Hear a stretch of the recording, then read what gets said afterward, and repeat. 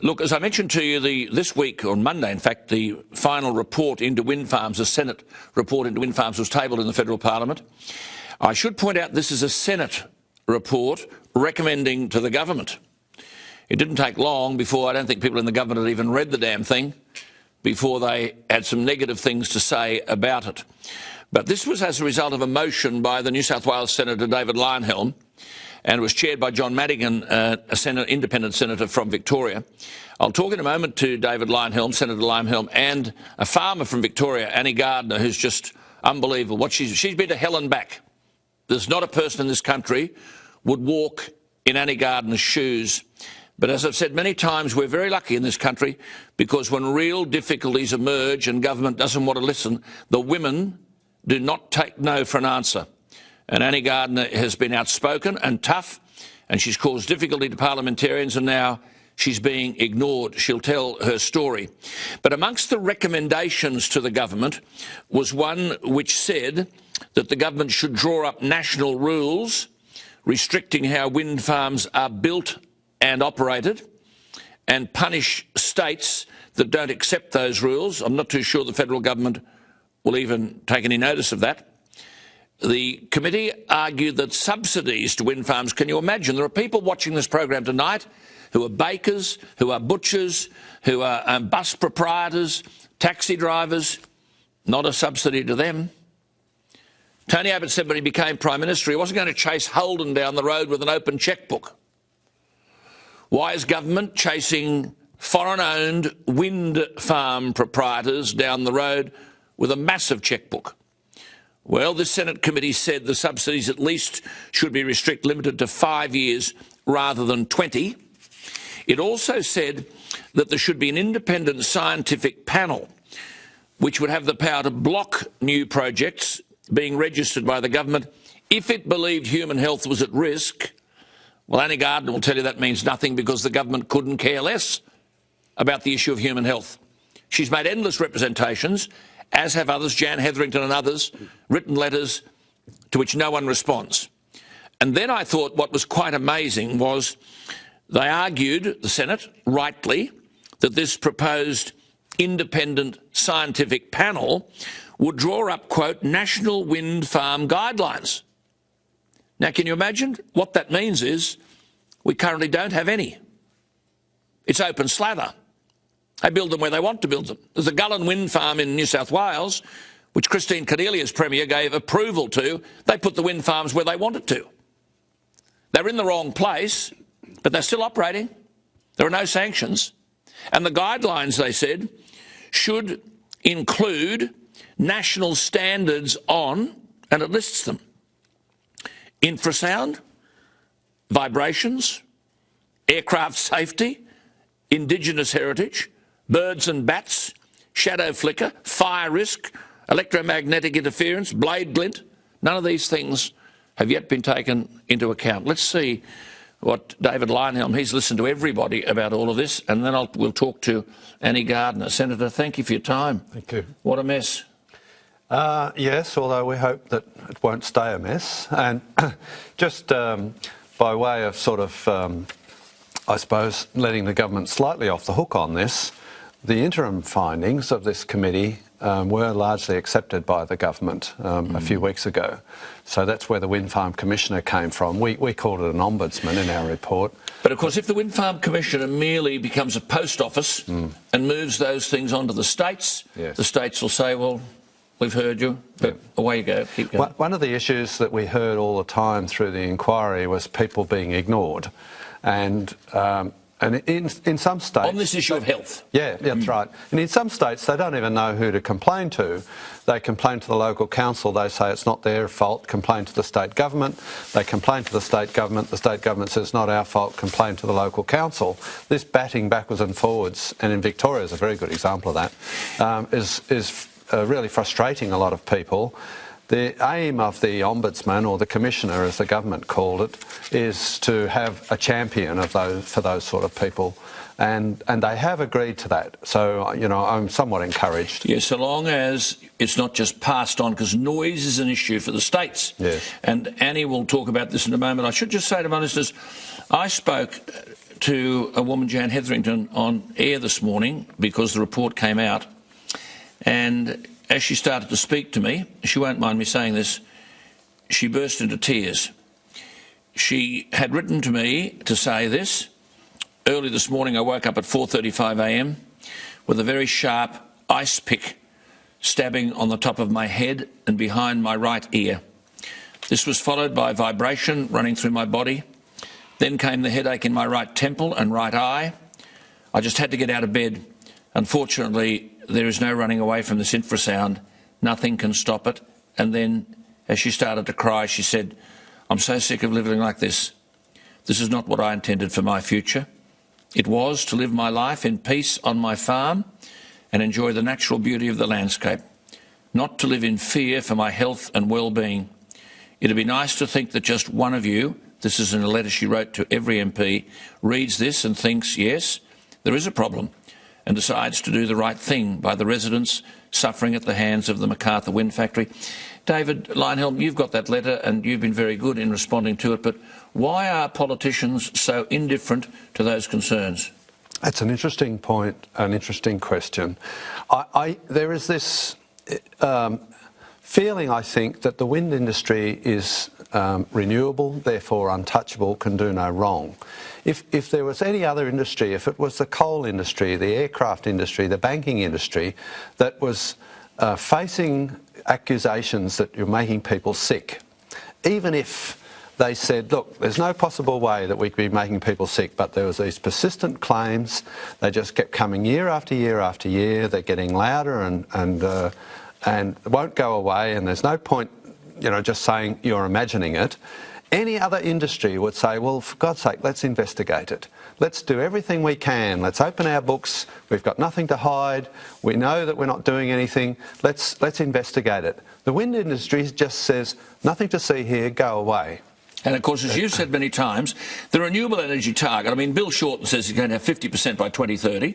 It's unaffordable for a start. The cost of wind power is many multiples higher than coal-fired power. Yes. It can only at best provide a certain limited percentage of power if it was up and running. Yes. But just on the research now, there's a piece of German research, groundbreaking research from Germany in the last month about low-frequency infrasound.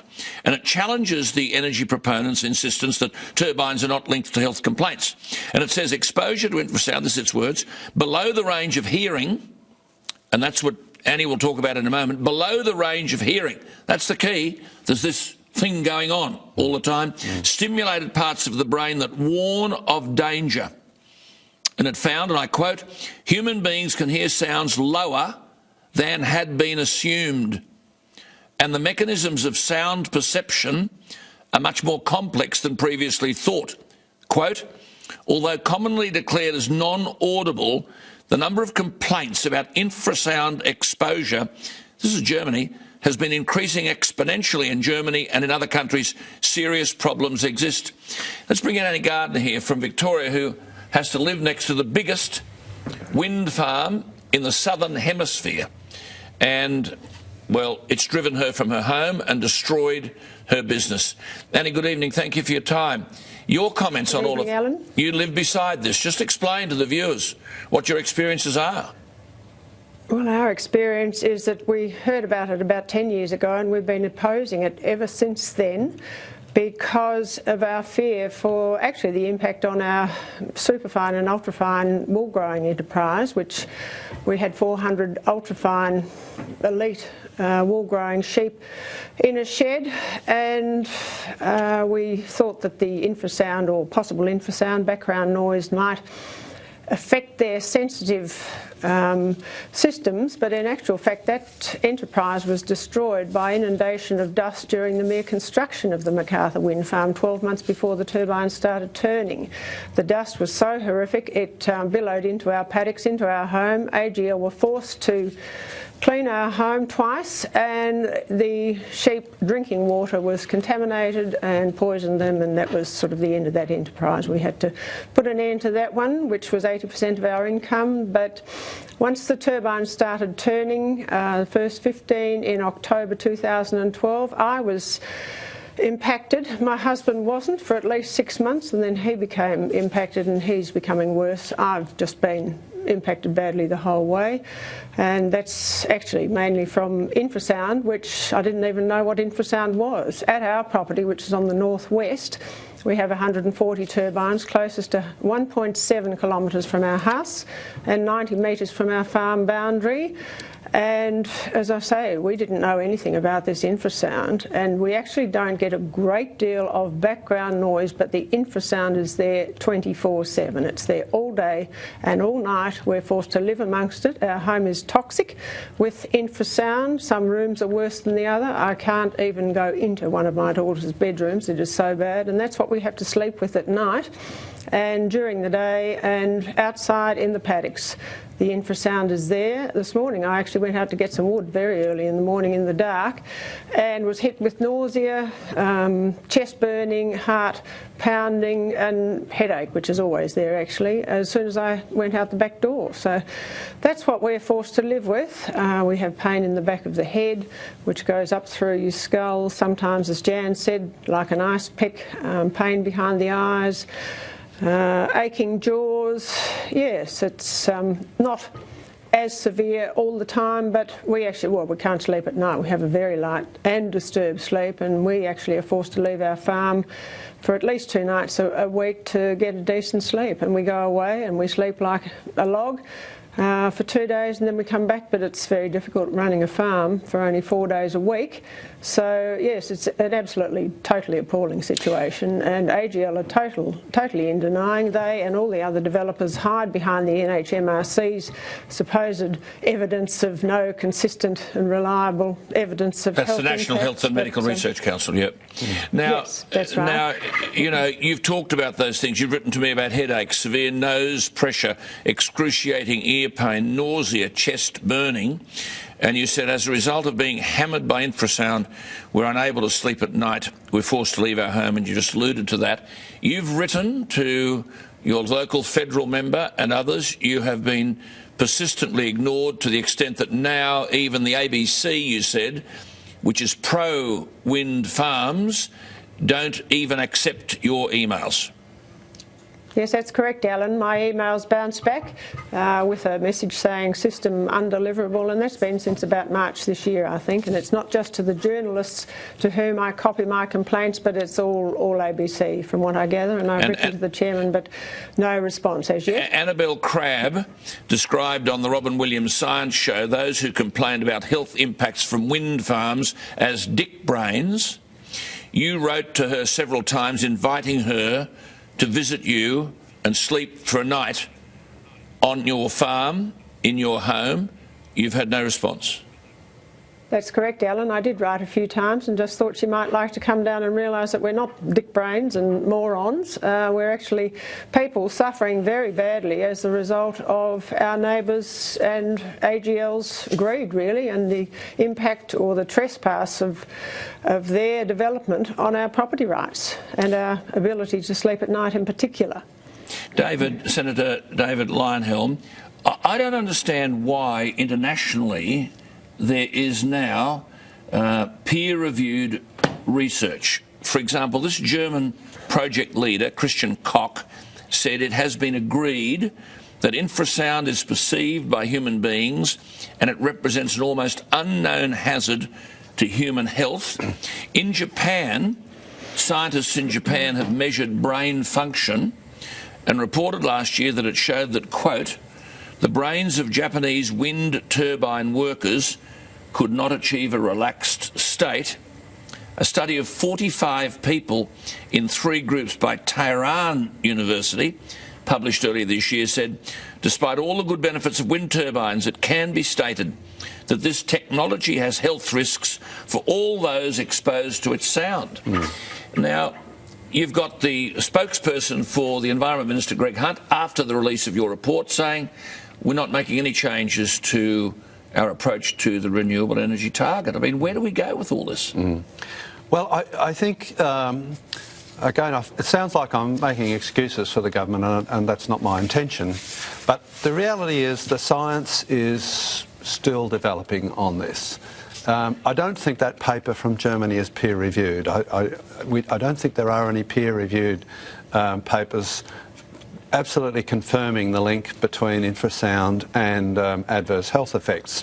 What we've got is a weight of evidence.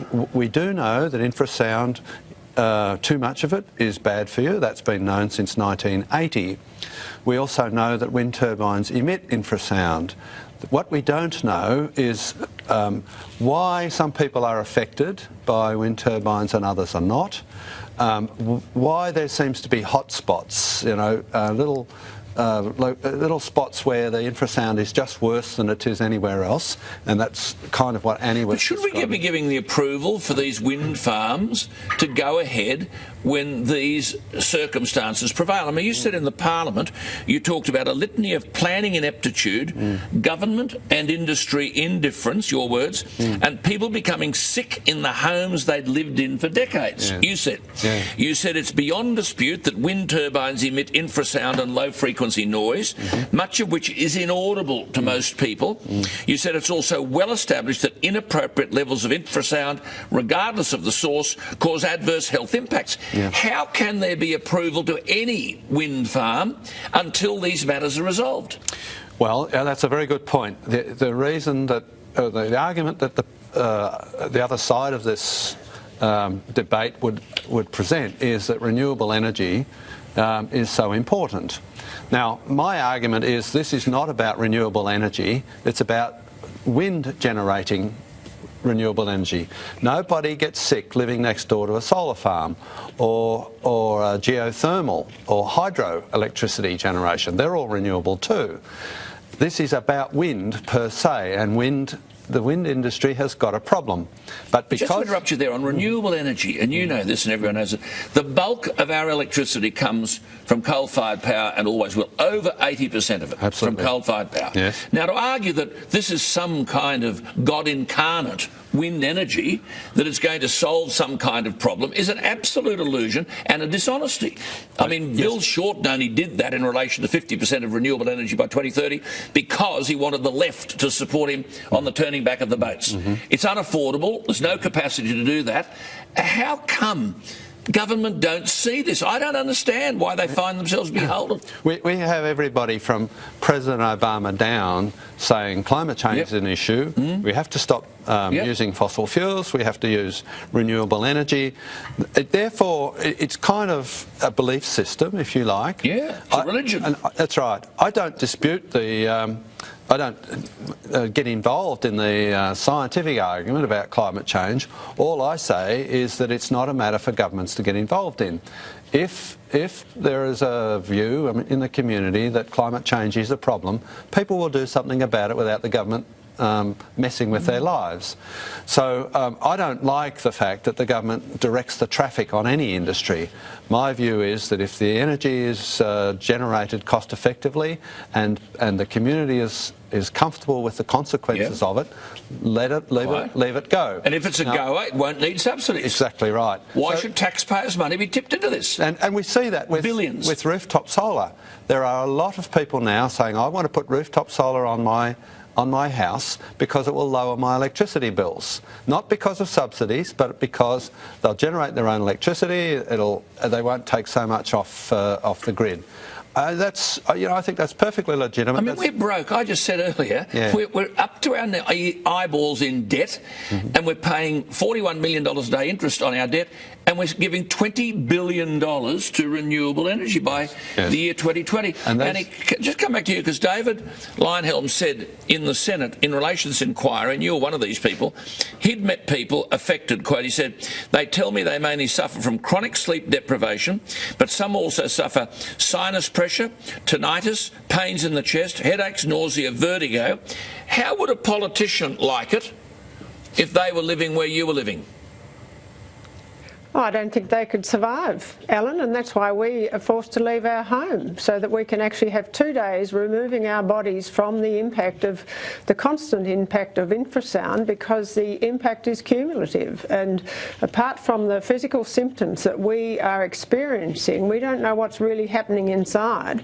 I go to bed at night in a bed that's vibrating, and I feel as if my body's being cooked in a microwave. Now, all your organs are being affected. It affects your endocrine system, it affects your cardiovascular system, and also your central nervous system, apart from any other impacts. So I don't think they'd like it at all, and they wouldn't like their little children to be impacted, because I think it was Robert McMurtry gave evidence in the Senate from Canada that people, I think above 79, and babies under either 2 years or 18 months have the greatest impact, and particularly with young children or little babies, their brain doesn't develop, and that's apart from any hearing problems, but the development of the brain doesn't happen, and I don't think that's discovered till they're at school and they have learning difficulties. But you see, as you've said, no one wants to hear from you. You wrote and said, forgive me for thinking that we live in a third world country where citizens don't have freedom of speech.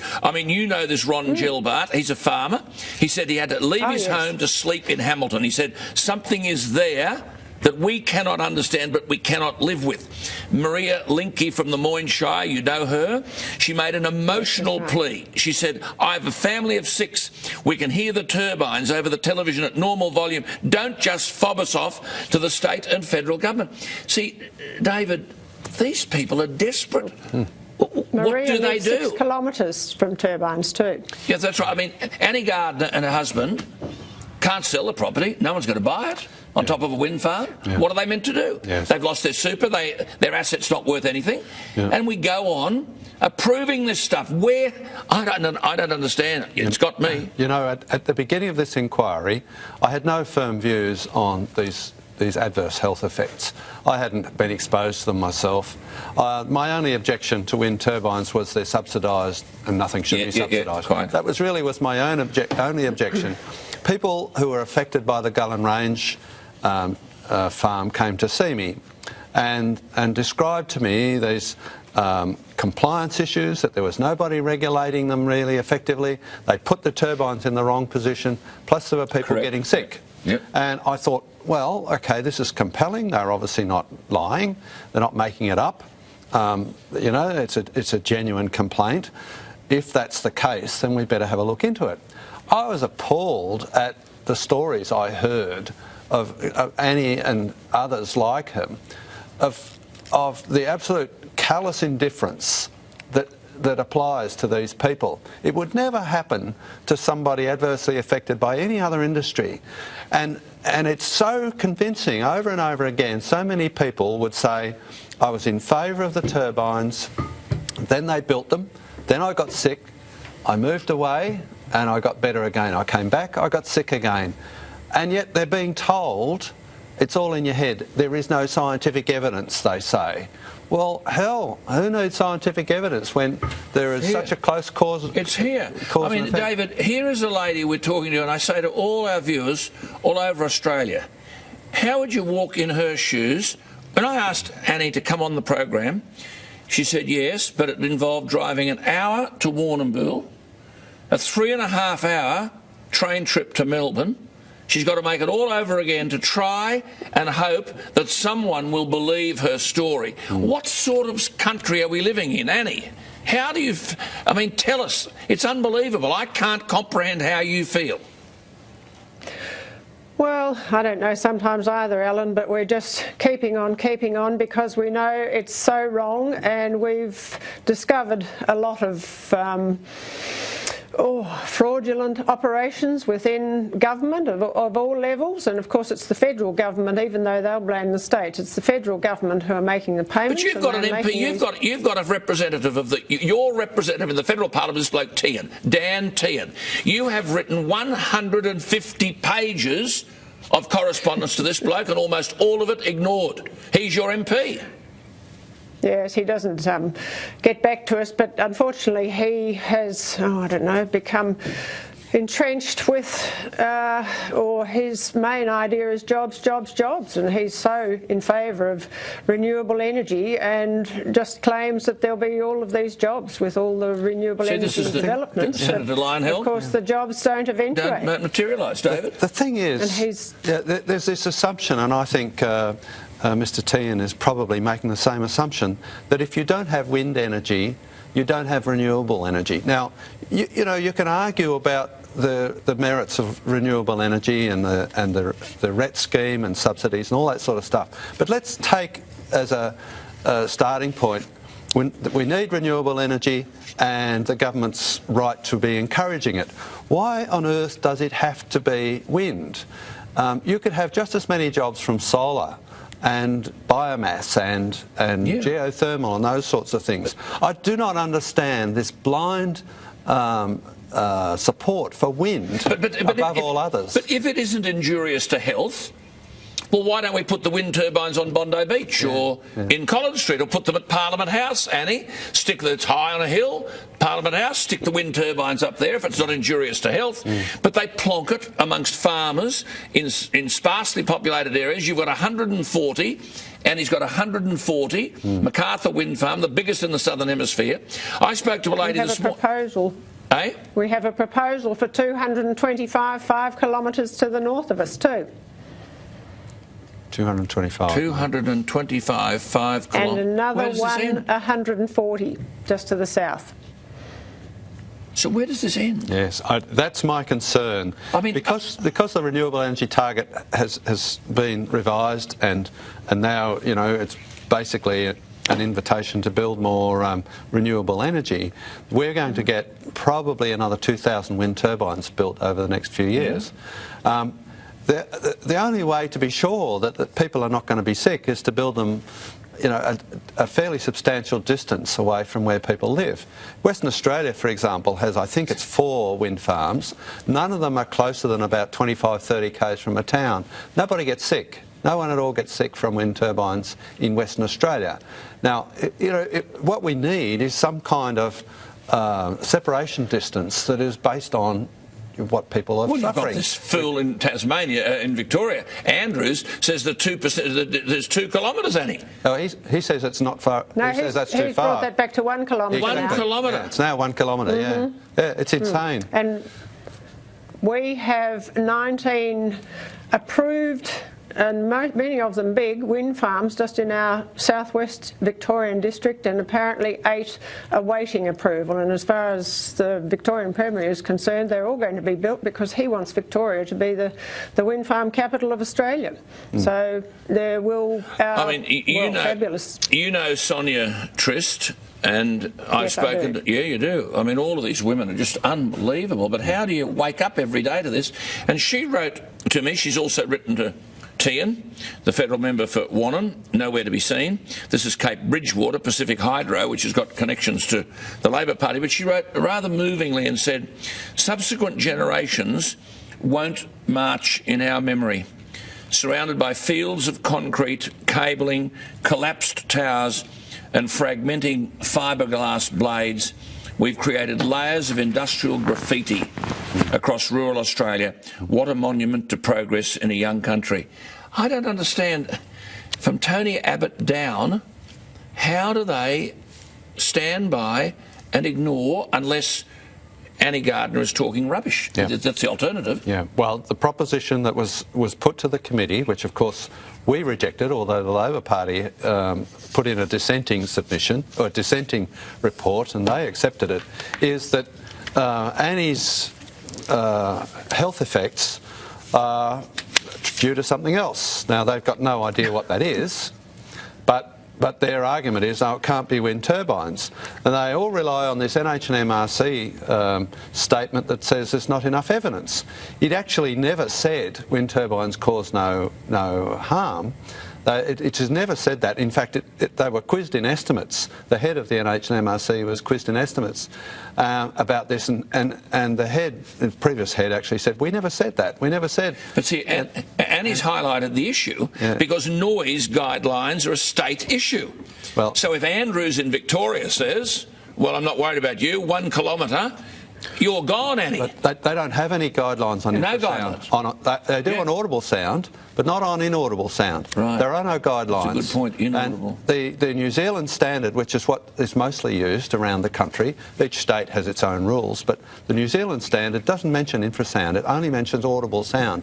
Now, the scientific community and the regulatory world are well used to putting limits on audible sound, because we call it motor cars, all that sort of stuff, aircraft noise, all that stuff. Yep. But inaudible sound, they don't even agree on how to measure it properly.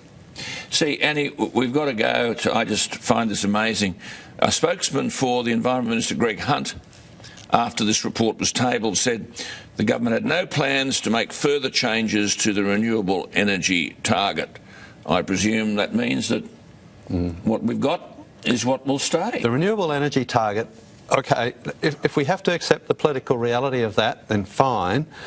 The issue really is how to achieve that. Does it have to be achieved by wind turbines that make people sick? Absolutely. Can we build wind turbines? If we're going to suffer this renewable energy target stuff, can we build wind turbines in places where nobody lives? Absolutely. Like in Western Australia. Absolutely. Or can we generate renewable energy by other means besides wind? Good on you. I think that's the approach. The political reality is, I think we're stuck with this renewable energy stuff, but we can do things about it so that people don't get sick. Good on you. Just a final word from you, Annie. I mean, there's people watching you all over Australia just wondering how you handle it. If you could make one plea to government, what would it be?